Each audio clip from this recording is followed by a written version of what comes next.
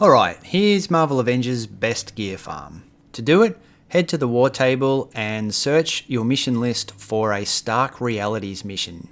Press select difficulty and choose difficulty challenge 4, which is the highest difficulty you can do. You won't be fighting any enemies in this mission, so your power level won't matter, but the higher the challenge difficulty, the higher the chance is that you'll get better tier items from any chests you open. So, for example, you'll have a higher chance of getting a legendary piece of gear than a rare piece of gear, and so on. However, challenge difficulty does not affect the power level you get of gear, so if you're chasing specifically power level, you can go on easy mode or the hardest mode, and either is irrelevant, you'll get the same chance at getting a certain power level piece of gear as you would on any difficulty. In other words, by choosing the highest challenge difficulty level for this mission, we have the same chance at getting increased power level gear as we would on any other difficulty, only we have a higher chance at getting better gear or better resource drops from the chests we open, but specifically we're going into this mission to get a vault key. So once the mission starts, what you want to do is you want to head to the left. Don't worry about fighting enemies. There are also resources along the way. Like you can see up there, there's a bunch of crates you can smash to get some resources. I've just accidentally grabbed onto that platform where they were, but I could have smashed those and picked these resources up, but I'm not doing that here. You can do that if you want to, but I'm really just showing you the path to where you want to go. Look for a compass in the top left of your screen for when that appears. It's just like a sonar. It'll appear around about here. There we go. And it's saying 80 meters, 70 meters. What it's doing is telling us the direction to the thing we want, which is a secret access point, and it's right here, 4 meters to go. It'll glow and we can hold our square button on PS4 at least to open up a secret entrance. The entrance leads to a secret bunker, inside of which we'll find a couple of chests minimum and some resources to smash here on the left. There's a chest right there you can open. That chest isn't always there, but if it's not here, it will be in some other room. And we got some resources from that and a chest piece. Go and check your gear and immediately see if the chest piece is a higher level. In this case it's not. It can be power boosted, but I'm just going to dismantle it and save my resources. Now that chest isn't always there, but there is always a chest here on the right, and this chest will have gear in it as well usually, but also the vault key that we're chasing. So we got a minor artifact as well as the vault key, and we also got a melee upgrade. Unfortunately, it's not a high power level, so I'm just going to dismantle that. We did get a power level upgrade with our minor artifact though, so I'm immediately equipping that and dismantling the lower power item that I had before. Once you've done that, you can return to the Quinjet. From here, what you want to do is go back to the war table and search for the mission labeled Vault. We can use our Vault key to access it. However, you can actually do what I just did over and over and over as your solitary farm if you want to. So we'll just go back into that very same mission. We'll set it back to the highest challenge. Unfortunately, you have to set it back to the highest challenge every single time. Otherwise, it will default to the standard challenge 2. So we'll go back in there and we'll see what we get in a second run.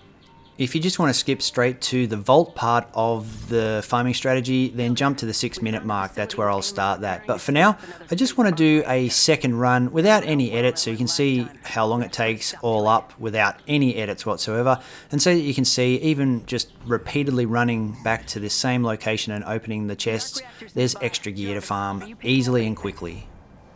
If you're specifically chasing just gear, then this is a really quick way to guarantee yourself pretty much 2 pieces of gear every single time you enter the mission. Run for a minute to get to the bunker, go down and open the chests. And this is especially true if you're max level and chasing legendaries, because on the highest challenge difficulty there's a good chance of getting legendaries from these chests. If you're chasing a power level upgrade though, I don't recommend farming this repeatedly. It will take you longer to upgrade your overall power level by doing it this way than by grabbing the vault key and going and doing the vault afterwards, because the reason we do the vault afterwards is you've got a very high chance of getting a piece of gear that is 10 power levels higher than the gear you've currently got. But we'll get to the vault part of it in a moment. Once again, when you start this map, you go and run to the left, follow your sonar until you find the thing in the ground to interact with, and that opens up the bunker again. And just remember, there's nearly always 2 chests in this bunker. Sometimes there's 3, but I never really go looking for 3 because it takes too long to really look for them. I really look for the first one when you get to the bottom here. If that's not there, I scour the rooms to see if I can find where it is, and then I run for the vault key one. And there you go, we've got a piece of legendary gear on our second run, which obviously would be fantastic if you were farming legendary gear if you were already at max power level. Unfortunately, it wasn't a higher power level than what we already had, so that's not the best, but you know, power level is not affected by difficulty, so whatever gear drops you get in whatever you're doing, your power level increase from those gear drops will be entirely at the whim of RNG. So back to this chest, which is always in this spot, and we've got another piece of gear, a minor artifact. What do we get? That is actually a higher power level. So that's good, it was 3 levels higher, and we got another minor artifact that's a higher power level. So what was that? We got 4 pieces of gear, 2 of those were legendary, and 2 power level increases, or was that 3? That was 3 power level increases actually in 2 runs, because we got 2 minor artifacts of a higher power level, and we got a piece of gear that was of a higher power level. So farming that bunker is really good to get gear, to get resources, high tier gear, and also minor increases in power level pretty quickly. But what we're really doing it for is to get the vault key so that we can do vault missions. I recommend setting the vault mission to the lowest difficulty, challenge 1. Doing it on a higher difficulty will give you a greater % chance at high tier gear, but doing it on the easiest difficulty will help you speed through it faster, and we really want to speed through this fast if we're trying to farm for gear. But don't worry about missing out on high tier gear. This mission guarantees you a legendary at the end. I've done this mission numerous times and I've only ever gotten a legendary at the end, so you are guaranteed at least 1.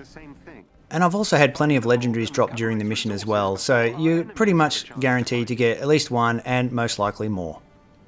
Of course, there are different missions. This is one mission, this is the Snowy Tundra, but the vault mission you get will depend on the war table's refresh. There are multiple missions in which you can use your vault key, and the one you get will depend pretty much on the time of the day that you try to use it. The real difference between most of the missions are the enemy types you get in the actual vault at the end, and also the landscape you have to cover to get to the vault. But the actual vault mission itself, the task of completing the vault, it's exactly the same regardless of mission. So this one is the Snowy Tundra, and we got this one just because it was the mission that was available at the time when I'm making this video. And you can see, just like the bunker, we follow the sonar to find where we access the vault. There are some of these missions where the vault's much closer and it doesn't take long to get to them, and there's a couple where it's a bit further, but this one, the Snowy Tundra, it's kind of a little far. It's not my favourite one. I just took a hit there, doesn't really matter. This one's not really my favourite one because it is a little far, but it's pretty direct as well, so once you get used to each mission, you'll know exactly where to go. You won't even have to follow your sonar because each mission, the vault will be located in the same spot for that mission every time you play that mission. So we've got another 200 meters or so to go. Just keep going, ignore all the enemies. No need to kill them, no need to fight the enemies because we're not here for the enemies. We're not here for other chests. We're here specifically to do the vault. And the reason for that is the vault offers us a potential plus 10 power increase on not our overall power, but on a single piece of our gear. It's not guaranteed to give you a plus 10 power level increase in the slot that it drops on, but it is an extremely high chance, and such a high chance that it makes it worth doing this over and over. This takes about, depending on your run, probably 13-15 minutes or so to do, and including going in and getting the original vault key pretty much, maybe about 15 minutes if you include that. But at the end of that, if you get that plus 10 power level increase in your slot, then that means if you're lucky, you theoretically could get a plus 10 power level increase on your overall character within an hour. Now I say theoretically because obviously the odds of that aren't as high as the odds of you getting a plus 10 power level increase in the same slot multiple times, or maybe not even getting a plus 10, getting a plus 5 as the end reward. However, enemies are dropping gear all the way through this mission because it's basically a horde mission in a way, so you've got a really good chance of upgrading your power level one way or the other. So okay, here we are, we're at the vault, and I'll explain the mission. It's extremely simple, there's not much to know. The first thing you have to do is access this terminal to start the whole vault mission underway. As soon as you do start it, you'll find there's platforms that you have to stand on. They're highlighted, you don't even have to look at the numbers. They're numbered, but you don't need to care, just look for the highlighted platform and go and stand on it. You can see on the top left it says number 4 and 2, so platform 4 and 2 need to be stood on, but you don't need to know where number 2 is because it will highlight it, so just run to number 2 and stand on that next. The first platform's enemy free, but the enemies will be spawning in now, so the second platform that you have to stand on is not. So we stand here and enemies will try and hassle you. Once you've stood on it long enough, it will activate and it will tell you the first 2 combination numbers of the vault are now unlocked. To proceed to the next stage, you have to go and stand on the platform in front of the vault. It will go blue while you're on it, and you'll see a bar building up under authorized personnel detected. If you step off of that, it will say no authorized personnel detected and the bar will no longer progress. So you want to stand on this area in front of the vault for as long as it takes to get the blue bar to max. Now I stand on here pretty much 99.9% of the time. I don't move even for enemies unless it's a really bad enemy that might kill me, and I've already been downed a couple of times. But I'm quite willing to be downed here if necessary because your AI companions, or if you're playing co-op, your co-op companions can raise you. But as long as you stay on this, that blue bar will go up faster. You don't, if you're farming for gear, you obviously want to get through this as fast as possible, and the way to do that is to never leave this platform unless you have to. You've got a couple of lives up your sleeve, so you may as well use them. Now a blue piece of gear dropped. What I like to do as soon as I grab a piece of gear, I like to equip it and put it on to make sure, see if it's higher than my current power level. It's not, so I'll just dismantle that and keep going. If it is, I would put it on immediately. Now I can see another piece of gear out there, so I want to grab that and immediately go into my gear slot, which always pauses the game if you're playing solo, so that's fine. And that's not higher either, but if it was, I would have equipped it. I'm not 100% on whether or not that's necessary, but I like to make sure that my power level is my power level according to what's equipped, just in case that does affect drops. I don't know if it does or not, but I know it does in a lot of games, and since I'm uncertain in this game, I prefer to err on the side of caution and make sure all my highest level gear is equipped. So okay, once we've completed that phase where we stood on that pad in front of the vault, now we have 3 additional codes to unlock, and it's just the same thing. You just have to look for where it's highlighted, go and stand on it until it's done. I constantly try to use my ranged attack. Ranged attacks knock enemies back when they hit, so that prevents an enemy from getting to you and pushing you off the point that you're trying to activate. Since they activate pretty quickly, you only need to really knock back any enemy once, and that will be enough to allow you to keep standing there and activate it before moving on to the next one. So that's it, all 3 for this phase have been activated. Now we just have to stand on here, set that thing to authorized personnel detected by standing on here, and try not to move off here so that blue bar continues to go up as fast as it possibly can.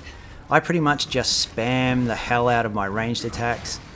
Sometimes a good one for the Hulk is the large rock, which you can spin around. I haven't needed to do that here yet, or I haven't done it here yet. That one there, you can, if you have the skill unlocked, you can press your square button on PS4 at least to spin that around, and it can knock them all, or any enemy that's in the vicinity of this pad, it can just knock them flying. So I might use that later, but I've had no need to use it just yet. And what I do constantly as well is, because the AI are also fighting enemies, and it might be co-op in your case, I don't know, I'm only ever soloing the game at the moment, but I try to see that, look around the map constantly to see if a piece of gear has dropped, and if a piece of gear has dropped, then I will leap off this pad here and go and get it, even if it stops the whole process for a moment, just to see if my power level goes up. That way there we go, there's one now, and no power level increase there. But I'll do that constantly to make sure that I'm at my max power level for any subsequent gear that drops. So that's the end of that phase. Now there's one more phase. You just have to now activate a bunch of other pads here, and to do the final code for the vault, there's 4 this time instead of 3. But what you can do at the end of this, once they're all activated, you can stand on the one in front of the vault, and once that hits max, all the enemies that are here die. So you don't have to worry if you're getting overwhelmed towards the end from a bunch of enemies. The main thing is to be able to stay in front of the vault because that will end the mission the fastest possible, and you'll see that in a moment. For now though, we've just got 2 more. Now this is going to be a pretty long video, almost 20 minutes long. That's not how long it takes to do this. Remember, I did the bunker at the start twice just to show you that you can continually farm the bunker itself. But with the vault added in and just a single run to get the vault key, you're pretty much looking about 15 minutes. I think that's a good ballpark figure for how long this takes. I didn't want to edit this video down. I wanted you to see what doing that is really like if you're really doing this farming run, and also you get to see how many pieces of gear I get in this whole run doing it the way I've been doing, and that gives you a realistic understanding, because there's been nothing special so far in this. Like nothing, no special drops have happened. In fact, if anything, it's been pretty unlucky because we only got like 3 power level upgrades in the at the start of it, and none so far during this vault. We've had gear drop in the vault, so if you're farming gear, that's fine. But with no power level upgrades in this vault so far, that's been a pretty unlucky run. But with any luck, we'll get a plus 10 level exotic at the end of it. I mean, the chances are we could get only a few power levels above what we already have. Like I said, it's a guaranteed exotic, but it's not a guaranteed plus 10. But it is a high chance, so it's still worth doing. I mean, the odds are we could get a plus 5, or I've never really had lower than a plus 5, I think. From memory, I pretty much get something between plus 5 and plus 10 every run, with a plus 10 being what I normally get. So probably, I don't know, 60-70% of the time it's a plus 10. So yeah, a very high chance and definitely worth doing. So you can see the bar's almost there. We've got plenty of enemies, but it doesn't matter. All of the enemies will die once the bar is full on the final phase. And now the vault will open. Inside the vault will be some resources to pick up. There will also be 2 chests that we can check, and those 2 chests also give us a chance at gear, and then we can exit the mission for our final chance at gear. Before I do that though, there are some resources lying around the map. Don't waste them. Resources are always hard to come by, so pick those up if you see any. Pick up any gear and equip it if it's a higher power level. So the first thing I do in here is I just make sure I grab all the resources. And then once they're grabbed, I open a chest. Be careful with this chest. You don't want to exit the mission. You want to open the chest first. They're right next to each other and you could accidentally exit the mission. So what do we get? 121. So again, no power level increase. That'd be right. Let's hope we get a power level increase from this chest. Okay, so RNG is being cruel to us and we didn't even get a piece of gear from that chest. But it doesn't matter, we're definitely going to get a power level increase from the piece of gear we get at the end. We have a guaranteed legendary coming our way. We just have to wait until the final load screen's up and the mission is completed to see exactly what we got, and let's hope it's a plus 10. If not, it'll definitely be a plus something, probably a plus 5 to 10. Either way, it will be better than what we can get anywhere else. Excellent work. There it is. So we've got bio cells. Just go into your gear and have a look and see what they are. Alright, not plus 10 but plus 8. So plus 8's not too bad. So you can equip those straight away. So that's not too bad. As far as power boosting goes, I don't recommend doing it until you're at max power level, because it just wastes your resources. However, power drops are based on your overall character, so since we have a very high power level in that second slot there, I'm going to increase all the other slots to try to bring my overall character's power level up. That way, if I get another drop for the second slot, there's a better chance that it will actually be a higher power level item than the one that's currently there. If all 4 of those gear slots were pretty much close to each other in power level, then I would not use any power boosting resources at all, and I would save them for endgame when you're really going to want to use them. Just remember, the war table does refresh, so sometimes these Stark Industries missions won't be available for you. In those cases, just do drop zones until the war table refreshes again. Drop zones are the next best way to get gear, or hive missions. But when it does refresh to Stark Industries, this is definitely the best gear farming method, because it will help you increase your power level faster than any other way.